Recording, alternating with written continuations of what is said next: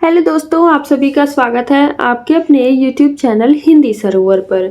आज हम बात करने जा रहे हैं कथा एक कंस की, जो आपके हिंदी नाटक एवं एकांकी पाठ्यक्रम में लगा हुआ है। इस नाटक का हम सारांश पढ़ेंगे आज। तो आइए शुरू करते हैं भूमिका के साथ। दया प्रकाश सिन्हा जो इस नाटक के लेखक हैं। नाटक कथा एक कंस का पौराणिक चरित्र कंस के जीवन पर आधारित एक गहन और प्रतीकात्मक रंगमंची कृति है। मतलब कि यहाँ पे कहा जा रहा है कि जो कथा कंस का है, जिसके लेखक दया प्रकाश सिन्हा जी हैं, उनका ये जो नाटक है एक मतलब कि आधुनिक, मतलब जो हमारा पौराणिक कथाएं होती हैं उसका चरित्र, मतलब कंस का जीवन पे तो आधारित है, पर आज के समय में ये प्रतीकों के रूप में आया है। 1974 में रचित यह नाटक कंस के दोहरे व्यक्तित्व, एक क्रूर निरंकुश शासक तो एक संवेदनशील असुरक्षित व्यक्ति के माध्यम से सत्ता की महत्वाकांक्षा, मानवीय कमजोरियों और समकालीन राजनीतिक विडंबनाओं को उजागर करता है। मतलब कि जो ये कहानी है ये 1974 में लिखा गया था, और ये कंस का जो दो चेहरे हैं अर्थात जो इसके दो रूप हैं उसे दिखाया गया कि एक तरह तो वो क्रूर राजा है जो अपने प्रजा को अपने मतलब एक तरह से भय बना के रहता है, जो सत्ता के लिए कुछ भी कर सकता है, और दूसरी तरफ इसका जो रूप है वो बहुत ही एक डरपोक किस्म का है, जो अकेला इंसान है और श्री कृष्ण से डरता है। तो यहाँ पे यही कहा जा रहा है कि जो आज का समय है, मतलब कि जो ये 1974 में लिखा गया है और जो 1975 में जो आपातकाल लगा हुआ था, तो उस समय की जो स्थिति थी उसे भी इस नाटक के माध्यम से दिखाया गया है। आगे यहाँ पे भारत के आपातकाल जो 1975 से 77 के संदर्भ में यह नाटक निरंकुश शासन और जन विद्रोह की प्रतीकात्मक व्याख्या प्रस्तुत करता है। मतलब कि यहाँ पे कहा जा रहा है कि जो लोग हैं, ये जो नाटक है, मतलब कि यहाँ पे जो एक तरह से यहाँ पे कहा जा रहा है कि जो उसकी बांसुरी की ध्वनि नाटक की आत्मा है, जो जन चेतना और विद्रोह का प्रतीक बन के आई है। मतलब यहाँ पे कहा जा रहा है कि जो मतलब सत्ता की जो लालसा है और इसमें जो जनता के विद्रोह है वो भी दिखाया गया है, जो उस समय में जिस प्रकार से राजनीतिक व्यवस्था थी।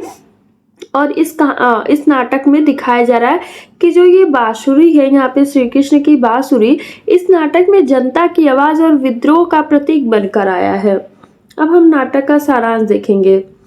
नाटक मथुरा के शासक कंस के जीवन पर केंद्रित है, जो अपनी सत्ता को बनाए रखने के लिए अत्याचार की सारी सीमाएं लांघता है।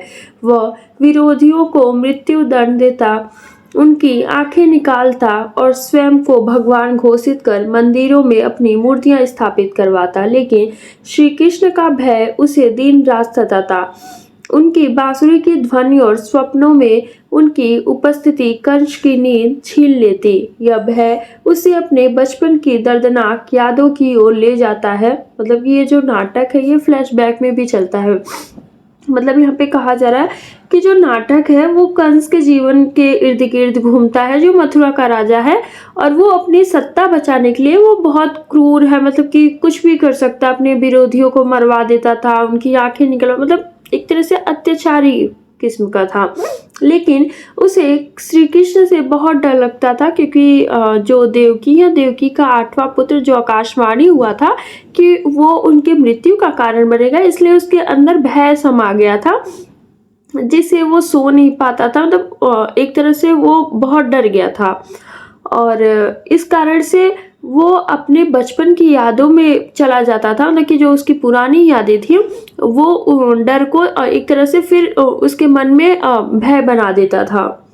आगे हम देखेंगे कि कंस का जो अतीत है किस प्रकार से रहा, कि वो डरता है तो अपने जो उसके जो बचपन की यादें होती हैं, जो डरावनी होती हैं उस समय के, उन यादों को भी वो मतलब याद करके डरने लगता है। तो अब देखेंगे हम इसमें पूर्व दीप्त में कंस अपने बचपन की घटनाओं को याद करता है, जो उसके चरित्र को आकार देती है। पहला है पिता का तिरस्कार, अर्थात पिता से अपमान। 5-6 वर्ष की आयु में कंस अपने पिता उग्रसेन से कहता है कि उसे वीणा सबसे प्रिय है। उग्रसेन उसे स्त्री कहकर अपमानित करते हैं, जो कंस के मन में गहरी चोट छोड़ता है। मतलब कि कहा जा रहा है कि जो कंस है वो बहुत छोटा था, 5-6 साल के उम्र में। तो वो अपने पिता से कहता है कि मुझे बीड़ा बहुत पसंद है, पर जो उसके पिता है उसे एक स्त्री, क्योंकि जो स्त्रियां हैं बीड़ा बजाती हैं उन्हें बहुत ज़्यादा प्रिय होता है, पर यहाँ पे कंस को भी बीड़ा बजाना मतलब पसंद आता है, परंतु उसके जो पिता हैं वो उसका मतलब मजाक उड़ाते हैं स्त्री कह के, तो वो अपमानित होता है। अगला इसमें वन में भय। उग्रसेन कंस को सूर्यास्त के समय नरभक्षी जानवरों से भरे जंगल में अकेले लौटने का आदेश देते हैं। डर से कांपते कंस का अपमान होता जब उसके कपड़े गीले हो जाते हैं। मतलब कहा जा रहा है यहाँ पे कि जो उग्रसेन है वो कंस को शाम के समय में जंगली जानवर से भरे जो जंगल में अकेले वापस आने को कहता था, और डर के मारे कंस के कपड़े गीले हो गए, जिससे उसे बहुत अपमान सहना पड़ता था और लोग उसका मजाक उड़ाते थे। अगली इसमें जो इसके साथ घटना हुई थी, करुणा का दमन। आगे है, उग्रसेन कंस से एक घायल बकरे की आंख पर निशाना लगाने को कहते हैं। करुणा के कारण कंस का इनकार उसे भरे दरबार में व्यंग और अपमान का पात्र बनाता है। मतलब यहाँ पे कहा जा रहा है कि जो उग्रसेन है वो कंस को एक घायल बकरे के मतलब आंख पर निशाना लगाने के लिए कहता है, पर जो कंस है वो उसको दया आता है और वो नहीं लगा पाता है। इस कारण से उस पूरे दरबार में उसका मजाक बनता है और इस कारण से उसकी बेइज्जती होती है। आगे विद्रोह अर्थात बगावत। जब कंस को पता चलता है कि उग्रसेन अपने ससुर मगध नरेश जरासंध के साथ उसे हटाने की साजिश रच रहे हैं, वह विद्रोह करता है, उग्रसेन को कैद करता है और मथुरा का राजा बन जाता है। वह प्रजा में झूठ फैलाता है कि उग्रसेन ने आत्महत्या कर ली। मतलब कि कहा जा रहा है कि जब कंस को पता चला कि जो उग्रसेन अर्थात उसके जो पिता हैं अपने ससुर जरासंध के साथ मिलकर उसे हटाना चाहते हैं, तो उसने बगावत की, उग्रसेन को जेल में डाल दिया और खुद मथुरा का राजा बन गया। और जो प्रजा है उन सब में झूठी अफवाहें फैला दी कि जो उग्रसेन है उन्होंने स्वयं आत्महत्या कर ली है। अब हम बात करेंगे इस नाटक के पात्रों में और उनकी क्या क्या भूमिका रही है नाटक में, उसे हम देखेंगे। पहला है स्वाति, जो पूतना का रूप लेती है बाद में। कंस की प्रेयसी स्वाति उसे निश्चल प्रेम करती है। कंस उसे अपने सेनापति और मित्र प्रद्योत से विवाह करवाता है ताकि वह प्रद्योत पर नजर रख सके। कंस स्वाति को मोहरे की तरह इस्तेमाल करता है। उसे भाद्रपद कृष्ण अष्टमी को जन्मे शिशुओं की हत्या का आदेश देता है। स्वाति पूतना के रूप में श्री कृष्ण को मारने जाती है, लेकिन मातृत्व जागने पर जहर खाकर आत्महत्या कर लेती है। क्रुद्ध कंस उसके शव को सरेआम फांसी पर लटकवाता है, जिससे उसकी क्रूरता उजागर होती है। इसके बाद वह प्रद्योत पर भरोसा खो देता है और मथुरा की सुरक्षा मगध के सेनापति वित्रिघन को सौंपता है। मतलब यहाँ पे कहा जा रहा है कि जो स्वाति है वो कंस की प्रेमिका रहती है, मतलब कि उसे बहुत ज्यादा प्यार करती है बिना किसी छल कपट के। पर जो कंस है वो अपना जो उसका मित्र है सेनापति प्रद्योत है उससे शादी करवाता है ताकि वो उस पर नजर रख सके। और कंस स्वाति का इस्तेमाल करता है कि जो नवजात बच्चे हैं उन्हें, मतलब कि जो भाद्रपद के जन्म के समय में जो बच्चों का जन्म हुआ है उन्हें मार दे, क्योंकि उसे डर लगता है कि कृष्ण भी इन्हीं किन्हीं बच्चों में से एक होगा जो उसके मृत्यु का कारण बनेगा, इसलिए वो चाहता है कि सभी बच्चों को मार दे। पर जब स्वाति श्री कृष्ण को मारने के लिए जाती है तो जो एक माँ का प्रेम होता है वो प्रेम मतलब उसके मन में मतलब आता है और वो कृष्ण को नहीं मारती है और जहर खा के स्वयं ही मर जाती है। तब यहाँ पे जो कंस है उसकी क्रूरता दिखाई गई है कि उसके जो शव है, यहाँ पे जो स्वाति का शव है उसे फांसी पर लटकवा देता है। आगे हम बात करेंगे, अगला पॉइंट है यहाँ पे वासुदेव और देवकी। कंस अपने मित्र वसुदेव और चचेरी बहन देवकी का विवाह करवाता है, लेकिन गद्दी के लिए विवाद के कारण वसुदेव को शत्रु मानता है। उसे पता चला कि देवकी का 8वां पुत्र उसकी मृत्यु का कारण बनेगा। वो दोनों को कारागार में डाल देता है और उनके 7 पुत्रों की हत्या करवाता है। वसुदेव ईश्वरीय प्रेरणा से श्री कृष्ण की रक्षा करते हैं।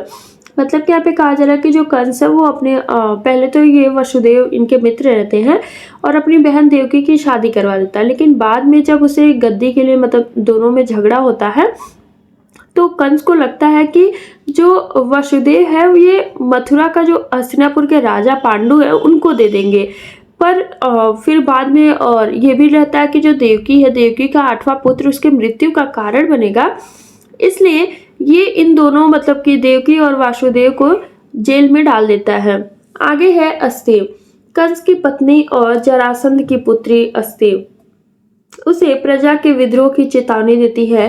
कंस के तिरस्कार पर वह उसे नपुंसक कहती है, उस जिसे क्रुद्ध कंस उसकी हत्या कर देता है और सर्पदंश की झूठी कहानी फैलाता है। मतलब यहाँ पे कहा जा रहा है कि जो अस्ति है वो कंस की पत्नी होती है और वो प्रजा के विद्रोह के बारे में बताती है, पर कंस उसे अपमानित करता है। तब गुस्से में वो कंस को कमजोर कहती है और नपुंसक कह के बुलाती है। तो इस कारण से वो जो अपनी पत्नी की हत्या कर देता है और प्रजा में ये सूचना फैला देता है कि सांप के काटने से उसकी मृत्यु हो गई। अगला है प्रलंब, कंस का मंत्री उग्रसेन का अवैध पुत्र प्रलंब कंस से प्रतिशोध लेना चाहता है। वह जानबूझकर कंस को ऊंचाइयों पर ले जाता ताकि उसका पतन अधिक कष्टदायी हो। साजिश उजागर होने पर कंस उसे मृत्यु दंड देता है। मतलब कि यहाँ पे कहा जा रहा है कि जो कंस है कंस का ये प्रलंब मंत्री रहता है और उग्रसेन का एक गैर कानूनी बेटा रहता है ये। तो कंस से बदला लेना चाहता है और वह कंस को चाहता है कि मैं उसे अधिक ऊंचाइयों पर ले जाऊं, मतलब कि थोड़ा मतलब उसके एक तरह से गुणगान करूं और जब जब उसकी मृत्यु हो तो वो बहुत ही दुखद हो, मतलब वो उसे दुख देना चाहता है। तो जब इन साजिशों के बारे में कंस को पता चलता है तो वो उसे मारने का आदेश देता है, इनकी मृत्यु दंड देता है। अब यहाँ पे जो अगला पात्र है प्रद्योत, कंस का सेनापति और मित्र प्रद्योत स्वाति की मृत्यु और कंस की स्वार्थी प्रवृत्ति से त्रस्त होकर उसका सम्मान करता और आत्महत्या कर लेता। मतलब कहा जा रहा है कि यहाँ पे जो कंस का सेनापति है प्रद्योत और जो उसका दोस्त रहता है प्रद्योत, स्वाति की मौत और कंस का जो स्वार्थ मतलब अपने स्वार्थ के लिए कुछ भी करना वो उसे बहुत बुरा लगता है और वो स्वयं खुदकुशी कर लेता है।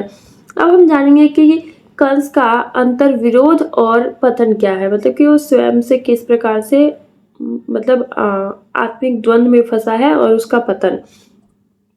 कंस का चरित्र क्रूरता और असुरक्षा के बीच यहाँ पे झूलता है।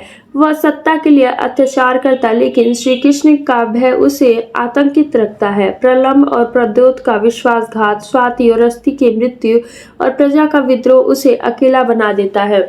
वह अपनी महत्वाकांक्षा को भगवान बनने की कहानी से जोड़ता है, लेकिन श्री कृष्ण की यहाँ पे बांसुरी की ध्वनि से भयाक्रांत होकर असहाय प्रतीत होता है। नाटक का अंत कंस के इस भय और पतन के साथ होता है कि जो उसकी सत्ता और आत्मविश्वास के खोखलेपन को उजागर करता है। मतलब यहाँ पे कहा जा रहा है कि जो कंस है एक तरफ तो क्रूर राजा है जो सत्ता के लिए कुछ भी कर सकता है और दूसरी तरफ वो श्री कृष्ण से इतना डरता है कि उसे नींद नहीं आती है। और यहाँ पे जो प्रलंब और प्रद्योत का धोखा, स्वाति और अस्ति की मौत और प्रजा का जो विद्रोह है उसे अकेला कर देता है। वह खुद को भगवान समझता है, लेकिन श्री कृष्ण की बांसुरी की आवाज से वह डर कर कमजोर पड़ जाता है। नाटक का अंत कंस के इस डर और उसके पतन के साथ ही होता है यहाँ पे।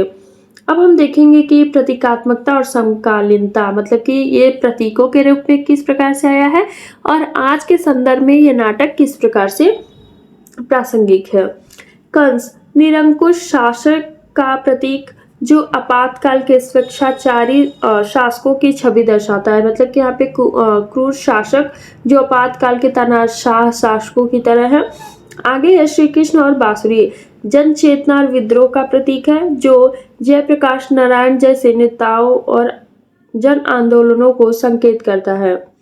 मतलब कि यहाँ पे कहा जा रहा है कि जो जनता की आवाज बनकर आई है और उनका विद्रोह करता है और मतलब नेताओं की बात करता है इसमें। स्वाति जो प्रेम और मातृत्व का बलिदान का प्रतीक है जो कंस की क्रूरता के बीच मानवता को उजागर करती है। मतलब कि यहाँ पे जो प्रेम है, ममता का प्रतीक है वो स्वाति, और जो कंस की क्रूरता और उसके बीच जो इंसानियत है उसे दिखाती है कि कंस मतलब कि एक जो उसके जो अच्छे रूप भी होते हैं और बुरे रूप होते हैं, तो ये स्वाति के कारण ही नजर आया है। आगे है नृसिंहावतार, मतलब कि सत्ता के दुरुपयोग और उसके अंत की कहानी जो कंस को उसकी नियति का आभास कराती है। मतलब कि यहाँ पे जो सत्ता है उसका किस प्रकार से दुरुपयोग किया जा रहा है, और इसमें बताया जा रहा है कि जो अंत है वो कहानी का कितना भयावह था। आगे हम देखेंगे निष्कर्ष। कथा एक कंस का एक प्रतीकात्मक और विचारोत्तेजक नाटक है जो पौराणिक कथानक को समकालीन संदर्भ से जोड़कर सत्ता, महत्वाकांक्षा और मानवीय कमजोरियों की कहानी कहता है। कंस का दोहरा चरित्र, क्रूर शासक और भयग्रस्त व्यक्ति नाटक का मूल है। फ्लैशबैक, एकालाप और प्रतीकात्मक दृश्य कंस के मनोविज्ञान को प्रभावी ढंग से उकेरते हैं। आपातकाल के संदर्भ में यह नाटक निरंकुश शासन और जन विद्रोह की प्रासंगिकता को रेखांकित करता है। यह न केवल एक रंगमंच कृति बल्कि सत्ता और मानवता का द्वंद्व पर गहन चिंतन भी प्रस्तुत करता है जो आज भी प्रासंगिक बना हुआ है। मतलब कि यहाँ पे कहा जा रहा है कि जो कथा एक कंस का जो नाटक है ये बहुत ही गहरा और विचारों को जगाने वाला नाटक है। ये पौराणिक कहानियों को आज के संदर्भ से जोड़कर सत्ता और जो लालच है और जो इंसानी मानवीय कमजोरियों की कहानी बताता है।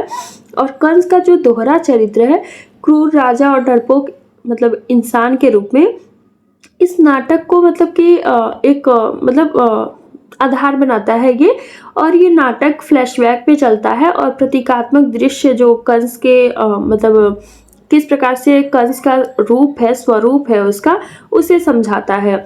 और आपातकाल के समय की जो मतलब कहानी है जो आज भी सत्ता और जो इंसानियत की टकराहट को दिखाती है कि किस प्रकार से आज के समय में भी हमारी जो राजनीति व्यवस्था है वो अपने हित के लिए कुछ भी कर देती है। तो यही इस नाटक के माध्यम से दिखाया जा रहा है। और ये नाटक सिर्फ रंगमंच के लिए खास नहीं बल्कि एक तरह से गहरे सोच के लिए प्रेरित करता है कि जो मतलब जनता है, जो लोग हैं, वो किस प्रकार से उसका विद्रोह करे। तो आशा करती हूँ आप सभी को बहुत अच्छा लगा होगा। प्लीज़ चैनल को लाइक, सब्सक्राइब, शेयर करना ना भूलें। प्लीज़ सब्सक्राइब कर लिया करें चैनल को, क्योंकि जो भी आपके सिलेबस में है मैं वो मटेरियल आपको प्रोवाइड करा रही हूँ। तो प्लीज़ सब्सक्राइब करके रखें चैनल को ताकि आप तक वीडियो पहुँचता रहे। Thank you.